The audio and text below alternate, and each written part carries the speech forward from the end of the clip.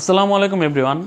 বিপিএলে ঢাকার মালিকানায় মোট 7বার ফ্র্যাঞ্চাইজি পরিবর্তন হয়েছে, যার মধ্যে আমরা Dhaka Gladiators, Dhaka Dynamites, minister Dhaka, Dhaka platoon, দুর্দান্ত ঢাকা, ঢাকা ডমিনেটর্স এবং ঢাকা ক্যাপিটালসের মতো এই 7টি দলকে আমরা দেখেছি। 7টি ভিন্ন ফ্র্যাঞ্চাইজির মালিককে দেখেছি তারা বিপিএলে অংশ নিতে, কিন্তু কেউই কিন্তু লাস্টিং করেনি। প্রথম দুই আসরে 2012-13 আসরে ঢাকা গ্ল্যাডিয়েটর্স অংশ নিয়েছিল ফিক্সিং, তারপর আরও অনেক কিছুতে জর্জরিত ঢাকা গ্ল্যাডিয়েটর্স, কিন্তু প্রথম দুই আসরে তারা টানা দুইবার ব্যাক টু ব্যাক চ্যাম্পিয়ন হয়েছিল। প্রথম আসরে তারা বরিশাল বার্নার্সকে হারিয়ে চ্যাম্পিয়ন হয়েছিল, দ্বিতীয় আসরে তারা চিরং কিংসকে হারিয়ে কিন্তু চ্যাম্পিয়ন হয়েছিল। তারপর 2015 বিপিএল আসার পর কিন্তু এই ঢাকা গ্ল্যাডিয়েটর্স সহ সবগুলো দল যখন পরিবর্তন হয়, শুধুমাত্র রংপুর রাইডার্স বাদে, তার মধ্যে কিন্তু ঢাকা ডাইনামাইটস, বেক্সিমকো গ্রুপে ঢাকা ডাইনামাইটস কিন্তু তারা অংশ নেয়। টানা 4টা আসর তারা অংশগ্রহণ করেছিল এবং ঢাকার ব্র্যান্ড ভ্যালুকে তারা কিন্তু আকাশচুম্বী করে ফেলেছিল, যার মধ্যে এসি তারা 2015 যে আসরটা সেটার মধ্যে তারা কিন্তু সেমিফাইনালিস্ট হয়েছিল।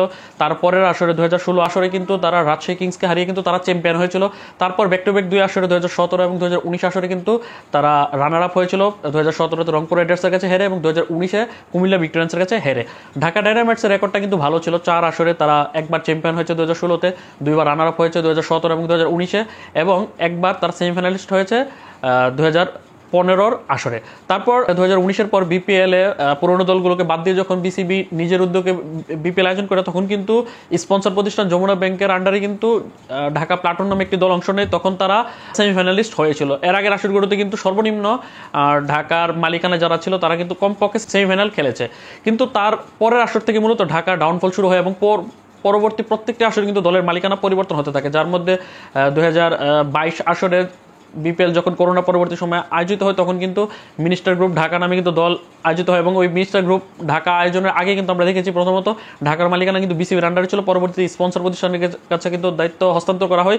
তখন কিন্তু তারা 6 দলের বিপিএলে কিন্তু তারা 10 ম্যাচে 4 জয়ে কিন্তু পয়েন্ট টেবিলের 5 নম্বরে থেকে তারা টুর্নামেন্ট শেষ করে প্রথমবারের মতো ঢাকার কোনো ফ্র্যাঞ্চাইজি তারা পয়েন্ট টেবিলের এত তলানিতে থেকেছে, অর্থাৎ সেমিফাইনালে তারা উত্তীর্ণ হতে পারেনি। তারপরের আসরে 2023 আসরেও আবার দলের মালিকানা পরিবর্তন হয়, যদিও 2023 আসর থেকে কিন্তু 3 বছরের সার্কেলে কিন্তু দলের মালিকানা দেওয়া হয়, কিন্তু 3 আসরে কিন্তু আমরা 3টা আলাদা আলাদা ফ্র্যাঞ্চাইজি দেখেছি। তার মধ্যে 2023 আসরে ঢাকা ডমিনেটর্স তারা অংশ নেয়, কিন্তু তারা কিন্তু 12 ম্যাচে মাত্র 3 জয়ে পয়েন্ট টেবিলের 6 নম্বরে থেকে কিন্তু তারা টুর্নামেন্টটা শেষ করে। এবারও এই দলটি কিন্তু ঢাকার ফ্র্যাঞ্চাইজিটি তারা সেমিফাইনালে উত্তীর্ণ হতে পারেনি। তারপরের আসরে 2024 আসরে এই মালিকানা চেঞ্জ হয়, যখন দুর্দান্ত ঢাকা আসে, দুর্দান্ত ঢাকার মালিকানাধীন দলটি কিন্তু তারা আরও খুব বাজে একটা রেকর্ড করে, 12 ম্যাচে 1 জয়ে 2 পয়েন্ট নিয়ে পয়েন্ট টেবিলের তলানিতে থেকে অর্থাৎ 7 নম্বরে থেকে কিন্তু তারা টুর্নামেন্ট শেষ করে। এটা ছিল ঢাকার ফ্র্যাঞ্চাইজির ইতিহাসের সবচেয়ে বাজে পারফরমেন্স, কিন্তু 12 ম্যাচে মাত্র 1 জয়। তারপরের আসরে অর্থাৎ সবশেষ 2025 আসরে কিন্তু আবারও দলের মালিকানা পরিবর্তন হয়, তখন গতবার আসে শাকিব খান, রিমা খালেনের চ্যাম্পিয়ন স্পোর্টস লিমিটেডের দল ঢাকা ক্যাপিটালস, যারা 12 ম্যাচে 3 জয়ে 6 পয়েন্ট নিয়ে পয়েন্ট টেবিলের 6 নম্বরে থাকে কিন্তু তারা টুর্নামেন্টটা শেষ করে। প্রথম দিকে 4-5 ম্যাচ কিন্তু তারা কোনো ম্যাচই জয়লাভ করতে পারেনি, যদিও ঢাকা ক্যাপিটালসের অফ দ্য ফিল্ড তাদের ম্যানেজমেন্ট ছিল, তারা কিন্তু ভালোভাবে কিন্তু কাজ করেছে, কিন্তু অন দ্য ফিল্ডে তারা পারফর্ম করে দেখাতে পারেনি। পাশাপাশি শুরুর দিকে তারা বড় বড় তারকা ক্রিকেটারদেরকে দলে ফেরালো, কিন্তু শেষ পর্যন্ত তারা বড় তারকাদের কিন্তু মাঠে নামাতে পারেনি। তারপরে কিন্তু একটা গুঞ্জন ছিল যে হয়তোবা সামনের বিপিএল হয়তোবা ঢাকা ক্যাপিটালস ফ্র্যাঞ্চাইজিটা থাকবে না, যদিও গত বছর বিপিএল শেষে কিন্তু শাকিব খান কিন্তু সে জানিয়েছিল কিন্তু যে আসন্ন বিপিএলেও তারা ঢাকা ক্যাপিটালস দল নিয়ে থাকতে চায়। এখন অফিসিয়ালি যেটা জানা গিয়েছে যে ঢাকা ক্যাপিটালসের মালিকানায় আসন্ন লম্বা সময়ের জন্য কিন্তু বিপিএলে অংশ নিতে চায় এই ঢাকা ক্যাপিটালসের মালিকানাধীন চ্যাম্পিয়ন স্পোর্টস লিমিটেড।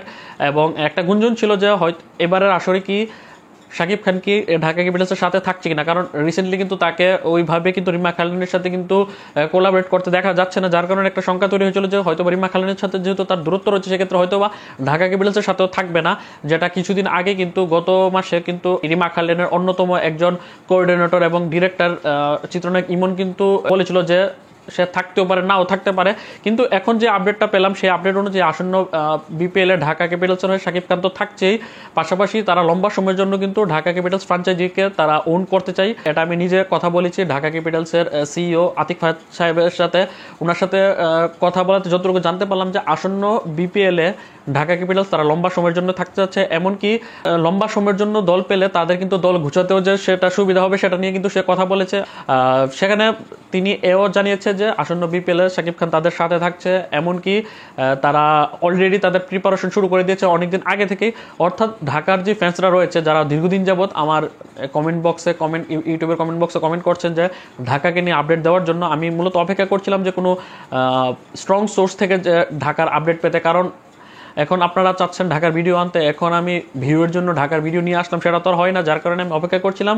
আজকে আমি ঢাকার সিইও আতিক ফাহাদ সাহেবের সাথে আমি কন্ট্যাক্ট করতে পেরেছি এবং তার সাথে কথা বলি কিন্তু আমি শিওর হলাম যে তারা আসন্ন বিপিএলে ঢাকার মালিকানা পেতে তারা কিন্তু পুরোদমে কাজ চালিয়ে যাচ্ছে। এমনকি আমি তাকে এও জিজ্ঞেস করেছিলাম যে আসন্ন বিপিএলে তারা দল পেতে কতটা আশাবাদী। তিনি সেখানে বলেছে যে তারা দল না পাওয়ার কোনো কারণ খুঁজে পাচ্ছে না। কারণ আরেকটি গুরুত্বপূর্ণ বিষয় হচ্ছে, আমরা প্রত্যেকটি দলের কিন্তু আসন্ন বিপিএলে ভিন্ন দল বা ভিন্ন মালিকানা চেয়ে কিন্তু কিছু গুঞ্জন শুনতে পাচ্ছি।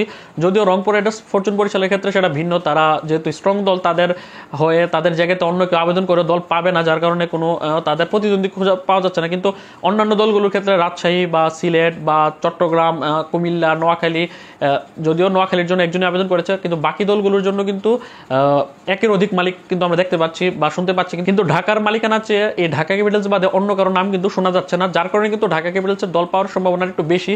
আর যেহেতু ঢাকা ক্যাপিটালস গত বিপিএলে কিন্তু বিসিবির সাথে তারা পেমেন্ট ইস্যু থেকে শুরু করে সব জায়গাতে কিন্তু তারা মোটামুটি ক্লিয়ার, মোটামুটি নয় অনেক বেশি ক্লিয়ার ছিল, এবং আমরা বিপিএল চলাকালীন শুনতে পেয়েছিলাম যে তারা প্লেয়ারদের অনেকখানি পেমেন্ট কিন্তু তারা ক্লিয়ার করে ফেলেছিল। যার কারণে তাদের যেহেতু পেমেন্ট ইস্যুটা তাদের মধ্যে নেই, যার কারণে তাদের ক্ষেত্রে কিন্তু তাদেরকে দল দেওয়ার ক্ষেত্রে কিন্তু বিসিবির আগ্রহ বেশি থাকার কথা, এমনটাই এখন মনে করা হচ্ছে। এবং আশা করা যাক যে ঢাকা ক্যাপিটালস গত বিপিএলে যে ভুল ভ্রান্তিগুলো করেছে, যেরকমটা অন দ্য ফিল্ডে তো রয়েছে, 12 ম্যাচে মাত্র 3টিতে জয়লাভ করেছে, তাদের দলের মধ্যে লোকাল ভালো কিছু তারকা ক্রিকেটার থাকার পর কিন্তু তারা ওইভাবে পারফর্ম করতে পারেনি। তাদের দলে তানজিদ হাসান তামিম ছিল, তাদের দলের মধ্যে কিন্তু লিটন দাস ছিল, তাদের দলে মুস্তাফিজুর রহমানের মতো তারকা থাকার পরেও কিন্তু তারা কিন্তু পয়েন্ট টেবিলের উপরে থাকতে পারেনি। 12 ম্যাচে মাত্র 3টাতে জয়লাভ করেছে।